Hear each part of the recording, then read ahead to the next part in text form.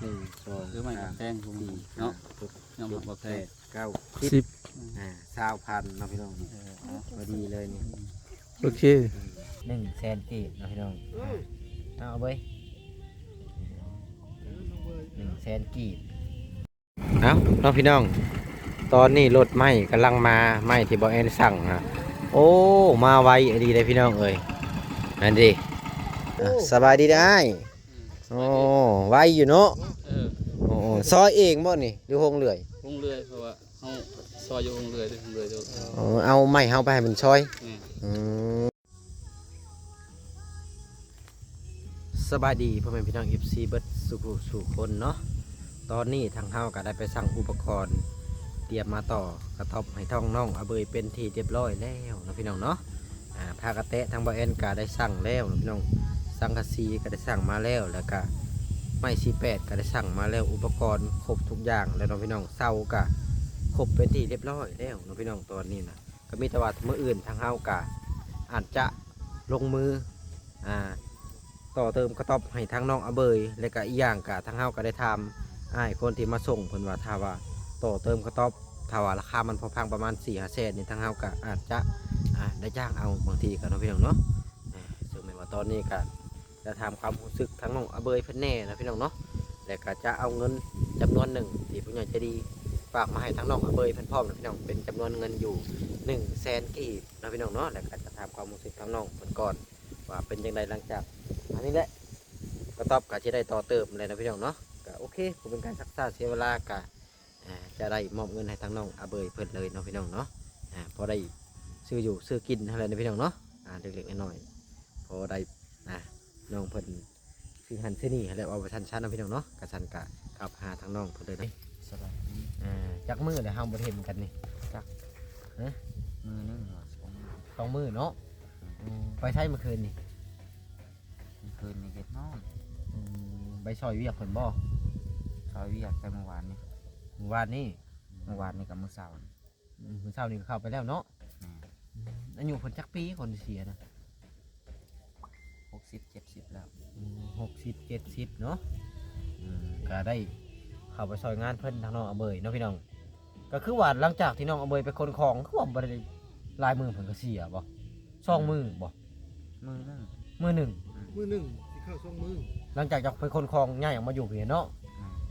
ก็เสียโลดก็เสียโลด2 มื้อเว้าง่ายๆนี่ห่วยตื่นน้องอาเบยมาอยู่พี่บ่หรือว่าจังได๋ เพิ่นก็เจ็บโซ่บ่แต่ก่อนนะเจ็บนะ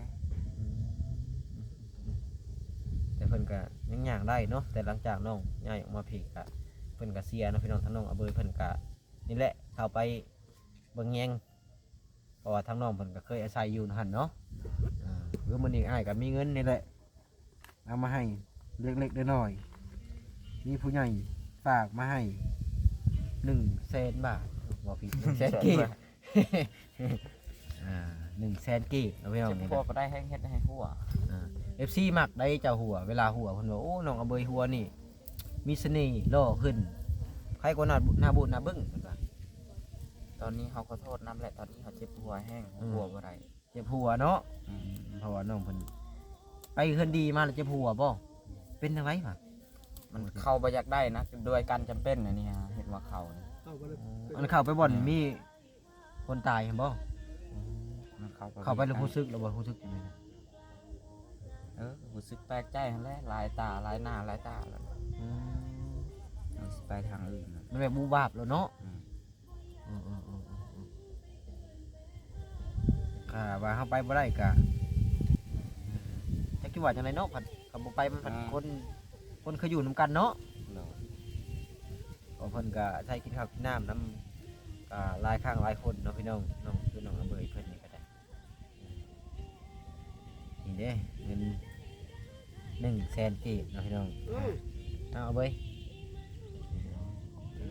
100,000 กีบ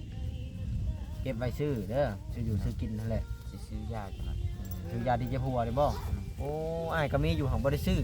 บ่ได้ถือมานะมีลายอยู่เรือนเพราะว่าอ้ายก็มักเจ็บหัวได้เจ็บในขมับนี่ฮอดงอนได้เจ็บในงอนนี่นะพี่น้องเจ็บคล้ายๆแบบเมารถนี่แหละครับบ่ได้เมารถนาขึ้นแบบทำมันสิเจ็บตัวนี้กับ แม่นแม่น ต้องได้กลมอยู่กัน นี่เป็นค่ายเมารถนี่แหละมื้อแรกนี่พักอันนี่คือเก่าบ่ โดย บริยานบ่นอนคนเดียว บ่ยาก บริยานเห็นว่ายานคิดว่ายานก็ดีแหละต่อไปนี่กันนี่แหละตามต่อเมื่ออื่นนี่ก็เห็นกระต๊อบ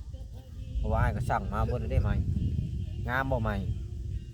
สิเฮ็ดกระต๊อบปะนะ แม่ กระต๊อบมามื้อนี้ เรียกว่าเฮ็ดเฮือนนะ สั่งกระต๊อบก่อนมาแล้วขึ้นอย่างจังเห็ดตำลัง มื้ออื่นว่า ไม้อะนะ สิ เสียวเฮ็ดกระต๊อบ มันเป็นยังไงไม่งามโพด โอ้ข่าวตอนนี้ยังหาสร้างอยู่กับได้ประมาณ ไม่งามเนาะ แสนเลยสิจ้างนะ น้องอเบยตกใจไม่งามไผงามไม่เฮือนในกับอันโตต่อบัดนี้เจ้าว่ะ เพราะว่าอันคนมาส่งไม้ก็ว่าสิหาให้เบิ่งอยู่ว่า บ่เว้ย แสนนี่โอเค ไม่ตัวนี้งามกว่าไม่เฮือนกระต๊อบใหญ่บ่เพราะว่าเช่าก็สั่งมาได้ข้างกระเตะก็สั่งได้ เมื่อยเด้อนี่ธรรมดา เพราะว่าใช้เฮามีบ่อนอันนะดังไฟ เออ ต่อไปทางเฮาก็อาจจะได้มาพักกับเจ้าอีกเด้เพราะว่าเฮ็ดเฮือนใหญ่ใช้เอารถลิฟต์เข้าไปในเด้เพราะว่าน้ำในแผ่ฟืนถ้าว่าผ้ากระเตะเรือก็อาจจะเอาไปขังบนน้ำบาดาลเพราะได้ไว้อาบถ้าว่าผ้ากระเตะเรือแต่มันบ่เรือกะบ่ได้ขังครับพี่น้องเพราะว่ามัน8คนนำมาแนมเพนเบิดได้นี่โอเคนะพี่น้องปลูกทางอันเจะคลองไม้เพิ่นมาส่งไม้แล้วเดี๋ยวไปเอาไม้ลงรถก่อนนะพี่น้องเนาะเอาน้องพี่น้องตอนนี้รถไม้กำลังมาไม้ที่บ่แอนสั่งนะโอ้มาไวดีเลยพี่น้องเอ้ยนั่นดิมาหอดเป็นทีเรียบร้อยแล้วรวดเร็วทันใจขนาดเลยอ๋อไม้งามพี่น้องเอ้ย บ่แอนจะสั่งเอาไม้48เลยนะพี่น้องมันจังงามเพราะว่าเอาไม้ขดๆน่ะมันขี้ร้ายเพิ่นก็มาไว้อยู่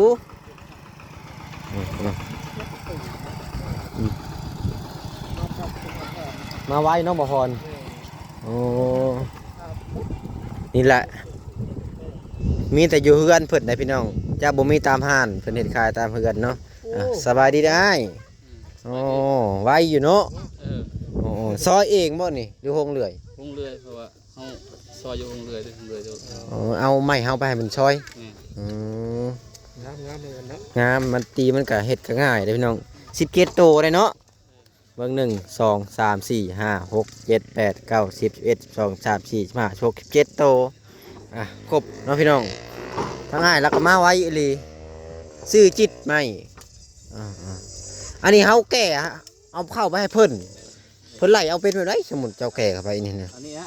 บ่อันเจ้าแก่เขาเป็นลำหั่นน่ะ เป็นลำฮะบ่เฮาซอยหานกัน คนละครึ่ง คนละครึ่ง สมุดได้ห้าแล้วก็เป็นคนละห้า ไปตัดไม้เฮาอยู่บ่อเลยก็เขาไปตัดแล้วก็มาซอยเลยเขาของเขามัดมีแต่ห้องมีแต่ งามกว่าไม้เฮือนอันน่ะได้ กว่าเฮือนลุงโจยเนาะ ตอนแรกๆนี่ แป้นก็มีเด้อแป้นแอน นี่เนาะ อืม ก็ขนาดกระเทิบยังใส่ดอกลายน้องบ่เห็นเนาะ 17 เซนนี่เนาะพี่น้องกระเทิบน้อยๆนี่ จริงแล้ว โอ้สิเขากระเทิบไปมันบ่ แม่นสิก็ออกมานี่ อันนั้นสิก็กระเทิบไปกระเทิบไปนี่เลย แม่นกระเทิบลงไหลลงข้างเดียวนะไอ้ โอ้แบบมันโมเดิร์นนะ แม่นก็กับกระต๊อบตัวนั้น FC เพิ่นสิว่า เออ กระเทิบ บัด กระเทิบบัดงาม บัดกระเทิบบัดงามแหมบัดกระต๊อบอลีผัดขี้ไล่เพิ่นว่าได้ไหมอยู่ในไหนหั่นแหละเพิ่นนอนเพิ่นพักผ่อนมันไปอันงานเฮือนดีนะพี่น้องเพราะว่า งามเนาะ งามเลยถ้าว่าเฮาเฮ็ดเฮือนหลังใหญ่เพิ่นเนาะอาจจะเอาไปสั่งน้ำเพิ่นนี่ แม่น นั่นเด้เพิ่นไปเบิ่งนะพี่น้อง สมมุติว่าเฮาเอามายาวๆก็มีบ่อ้ายสมมุติว่าเทื่อหน้าเทื่อหน้าจะสั่งน้ำเจ้าหั่นน่ะ โอ้ไม่จากแมท สมมุติว่า6เมตร8เมตรสมมุติไว้นี่นะ โอ้ได้ได้ ก็ได้เนาะแม่นแหละเทื่อหน้าจะไปสั่งน้ำอ้ายแล้วนี่แหละผมมันก็บ่ไกลแล้วก็มาส่งให้ไว้อยู่เอาเลยคิดนำบริซื้อมาทำอะไรเลย นะพี่น้องกับมีแต่เอาลงเลยเลยไอ้เอาลงไว้ในนี่เลย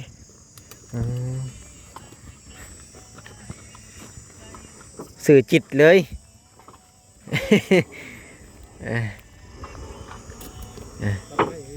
ครับ งามทำไมเฮือนโอเคไว้นี่แหละ ข้างกระทบก็ได้นะ ไว้ข้างก็ได้ใช่ ข้างเนื้อไปนั่นแหละ ลูกสาวบ่นี่นะโอ้เมื่อกี้อะไรบ้างอ้าวซอยเรียกพ่อแม่ก็ได้เนาะ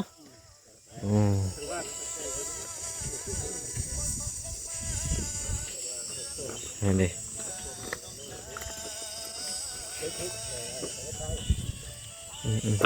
เรียนปอได้แล้วเจ้านะปห้ามหนึ่ง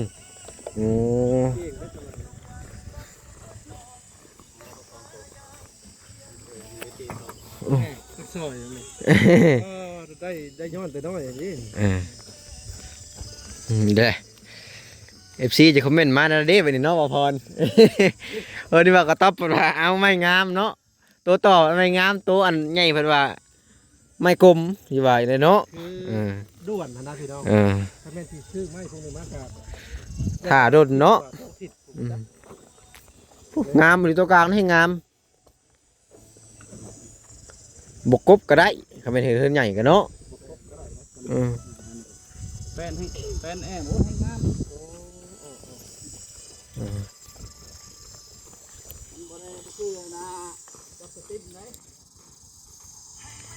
เพราะว่ามันบ่มีแขวเนาะนี่แขวมันที่เนาะแขวมันน้อยแต่กระติกมันเต้นมันเป็นห้องมัน แฟนแอมนี่เขาบกบใกล้ซ้ำเฮือนธรรมดานี่ อ๋อ ทาสีใส่งามเลย นี่เนาะน้องพี่น้องไม่งามเลยชื่อจิตเลยจนมาจากมีเสียนเนาะนี่สื่อจิตคักอะไรได้พี่น้องคักอะไรนี่สมราคาพี่น้อง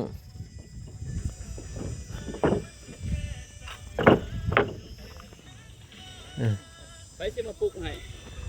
มีสร้างแล้วบ่ ยัง โอ้ ตัวนี้หาเช็ดเองต่อกระตอบนี่ทอแต่ว่าเฮือนพุ่นแหละเจ้าก็เป็นสร้างอยู่บ่ มีคนเหลือมีอยู่เนาะ มี เวลาชิมลองมาปรึกษามึงเด้อถ้าปลุกอะไรนะ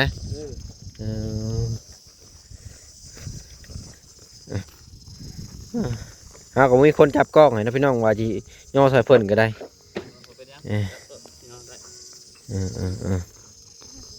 งามเนาะพอพรซื้อคักยังดีเนาะเจ้ามีเนาะคือว่าไม่ซาวก็เส้นหนึ่งบ่ต่อจังหวะมอเจาะเลยนะพี่น้อง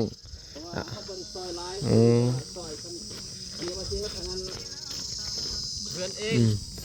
เจ้าจะได้เอาเจ้าก่อนเพราะว่าเขายังสิซอยเด้ขอบใจหลายๆคือว่าแถวนี้ไม่ลายเนาะแถวนี้เนาะขับบุถึกป่าสงวนแห่งลายเนาะไม่พิลึกอะไรซ้อนไม้แถวนี้นะเฮ็ดเพื่อนเท่าไรมันจะเฮ็ดใหม่เพิ่น แม่น เขานิยมเฮ็ดอันนั้นซื้อ คำเฮ็ดเพื่อนไม้นี่ก็ซ้ำที่เฮ็ดเนาะ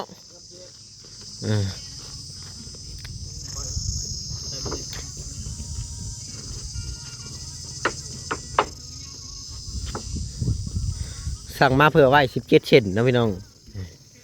ใส่แม่นที่เลือกอะลำโตช่องโตนั่นแหละบอกว่าสั่งมาไว้เพราะว่ามันถ้าวันบุพอมันยากก็เลยสั่งมาไว้เลยนี่เลย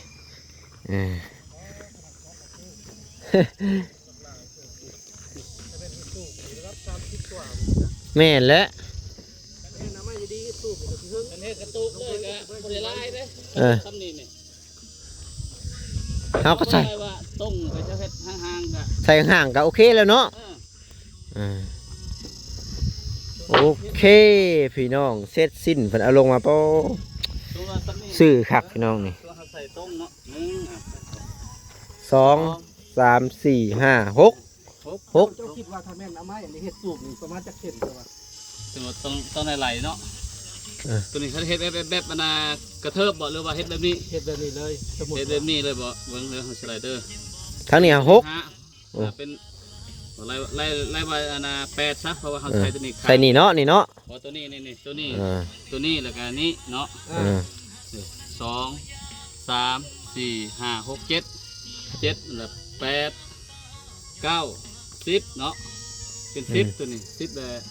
11 เสียงเพลงกะบ่มาฮอดบ่ 13 14 14ยั่วกันเลย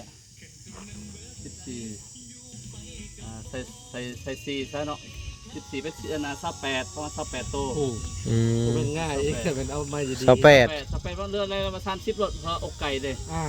ดังแน่เนาะ ดังแน่ 30ถูก แล้วก็ 30 หมุกปัจจุบันไปอีก เออ อันนี้คือประเทศไม้กลมเม็ด อันนี้จักเบิดเท่าไรรวมทั้งเบิดน่ะจักสร้าง2 ล้าน สร้าง2 ล้าน อืม ข้าวอุปกรณ์ก็เกือบ2 ล้านคือกัน อืม เรียกท่านว่า 4 ล้านตีไป ว่า2ล้านพูดเห็นอันนี้ แม่น บ่ไม้เพิ่นคือแก้ ไม่เพิ่นแก้ให้ เองหมดเนาะ อืม พวกไม้เพิ่นยังเพิ่นหามาเองเบิด โอ้ อืม เป็นได้จะว่าแพงเลยคือ แพงเสามันเสาทำนี้เนาะ สมมุตินี่อ้ายคันเสาซำนี้ฮะเท่าไรเจ้าแกมให้นี่ แกทำนี้ฮะ แม่น บ่เกินนะเส้นนึงสมมติว่าเฮาเลี่ยมได้ บ่อันกลมมาสิ อันนี้ซ้ำ60 70 2 เสาละ50ได้บ่นี่ ก็ได้ เอามาให้ในเด้อ2 อัน อืม สูงจังเม็ดก็จังเม็ดยาว2เมตร นี่แหละนี่หาจะเกาะลงนี่มาเบิ่งนี่เอาประมาณซำนี้แหละนี่แหละนี่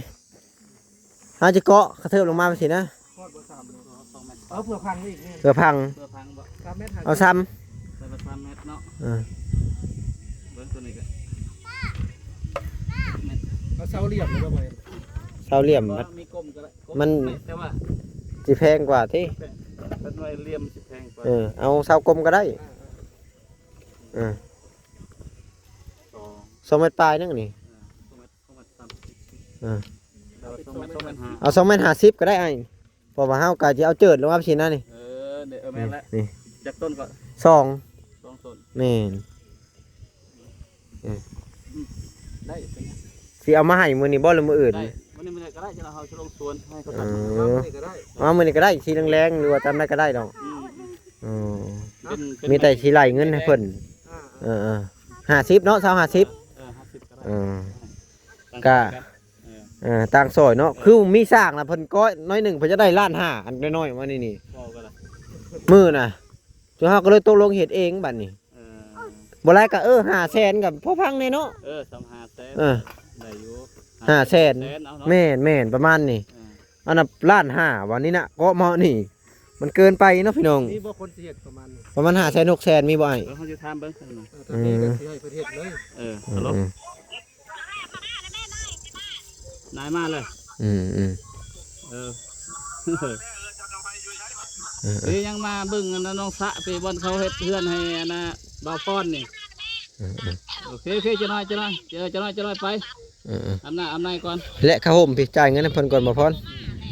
ห่มนี่เนาะ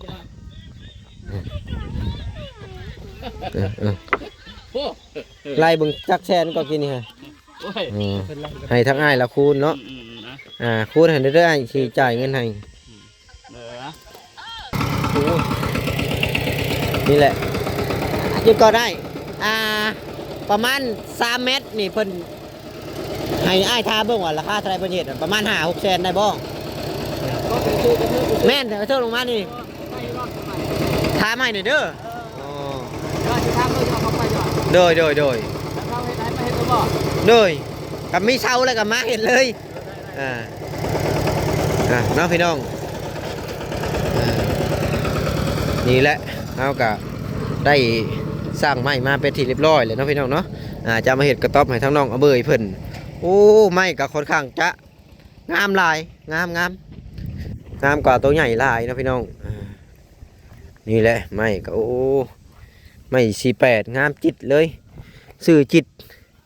บ่มีบนติ เส้นนี้ให้งามครับเอาพี่น้องเอ้ยเงินกับเบิดหลายเติบ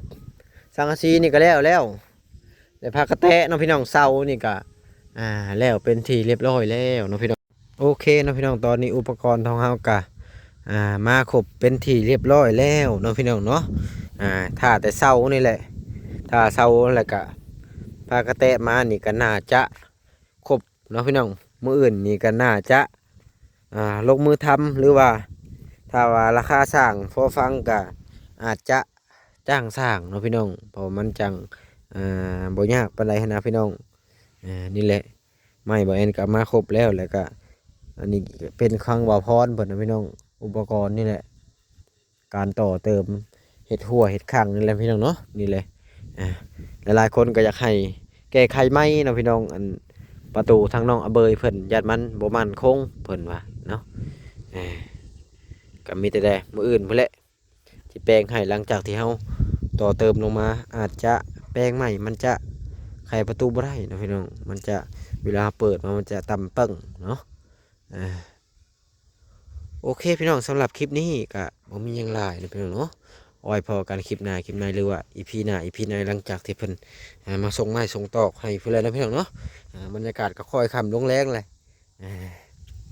ประมาณ4 โมงเลยเป็นจังนะพี่น้อง4 โมงเลยได้อันนี้เด้และบรรยากาศรอบๆได้ยินเวียงแซงตักจันอ๋องั้นเดี๋ยวพี่น้องเนาะบรรยากาศกลมกลืนขนาดนะพี่น้องเนาะโอเคสำหรับคลิปนี้ก็บ่มีหยังหลายก็ขอขอบคุณพ่อแม่พี่น้อง FC ที่เข้ามารับชมคลิปก็ขอให้มีแต่ความสุขกายสุขใจนะพี่น้องเนาะที่เข้ามารับชมคลิปเอาเองคลิปนี้ก็ขอตัวลาไปก่อนเด้อพี่น้องเด้อสบายดีพ่อแม่พี่น้อง FC หมด